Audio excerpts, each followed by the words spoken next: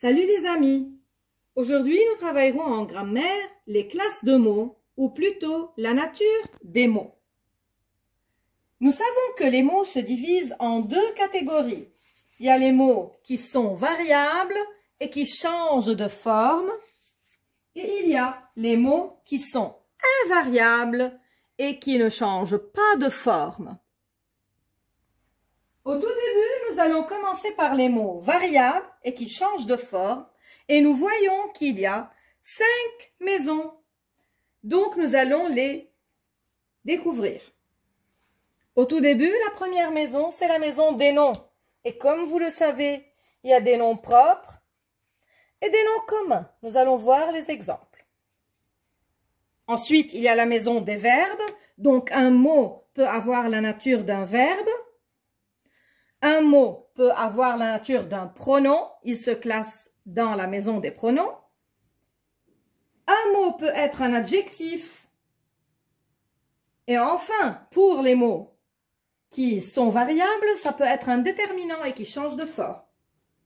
Alors que pour les mots invariables, nous avons les prépositions. Il y en a d'autres comme des interjections, des adverbes, vous allez les voir plus tard.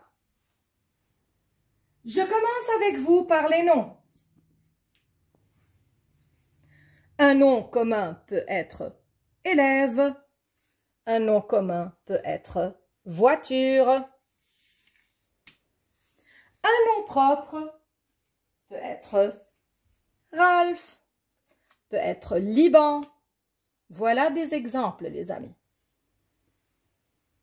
Un verbe peut être un verbe d'action ou un verbe d'état.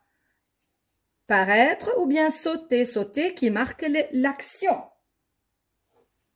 Les pronoms, comme vous connaissez, il y a nous, il y a je, il, tu, etc. Il y en a plein. Les adjectifs, comme bleu, élégant, donc qui décrivent les noms. Et enfin, vous avez déjà connu les déterminants, un, une, des, les, son, notre, votre, vos, etc. Pour ce qui est des prépositions, nous avons plusieurs. Nous notons aujourd'hui, par exemple, le chez, pour, dans, par, etc. À toi de jouer maintenant. Tu as la phrase suivante, mon ami. Samy, le bûcheron, coupe un arbre cassé dans la forêt voisine. Nous allons classer chaque mot dans sa maison et selon sa nature.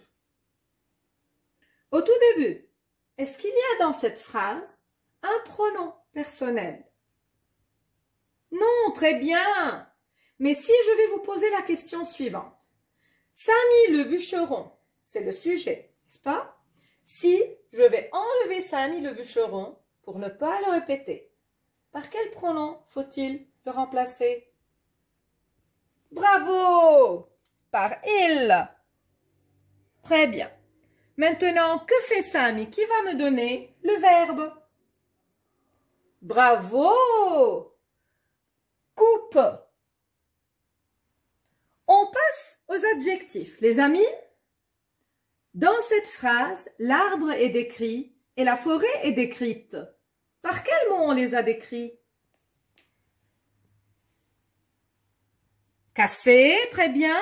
Voisine aussi, très bien. Donc, voici 2 adjectifs à classer dans leur maison. Maintenant, nous passons aux noms, les amis. Dans cette phrase, il y a beaucoup de noms. Pouvez-vous me le dire? Très bien. Samy, bûcheron, arbre et forêt. Très bien.